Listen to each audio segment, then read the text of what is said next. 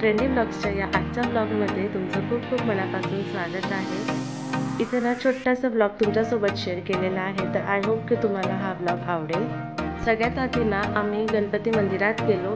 आता सगळ्यांनाच माहिती आहे की गणपतीपुळेला छान असं गणपती मंदिर आहे। इथे आम्ही सकाळी 7 वाजताच निघालो होतो, जेणेकरून दर्शनही छान होईल। आम्ही ज्या हॉटेलला थांबलो होतो तिथंच बाजूला एक मॅजिक गार्डन म्हणून होतं। तिथं मॅजिक, लाईव्ह मॅजिक आणि ॲनिमेशन वगैरे आणि मुलांसाठी ना खूप सारं खेळण्यासारखं होतं।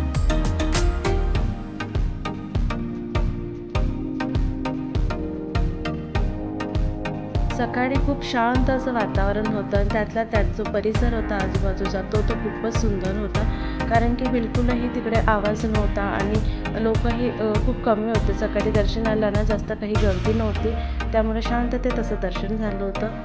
तर इथं हा मेन एंट्रन्स आहे गणपती मंदिरातला।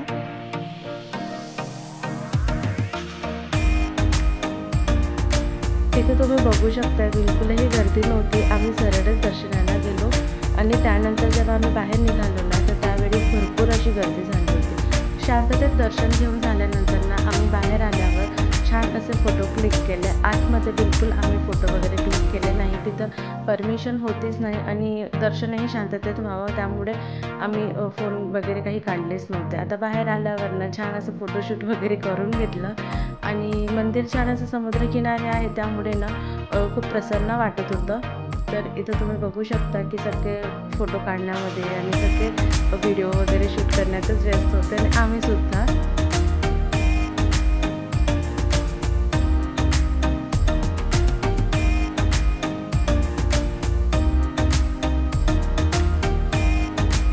दर्शन घेऊन झाल्यानंतर ना आम्ही पुन्हा हॉटेलला जाण्याआधी मॅजिक गार्डनमध्ये गेलो, जिथं व्हिडिओ शूट किंवा फोटोशूट अलाउड नाही आहे आणि जर तुम्हाला फोन घेऊन ते शूट करायचं असेल तर त्यासाठी तुम्हाला एक तिकीटसोबत वेगळे चार्जेस पे करावे लागतात। तर मॅजिक गार्डनमध्ये मी बिलकुलही व्हिडिओ शूट वगैरे काही केलं नव्हतं।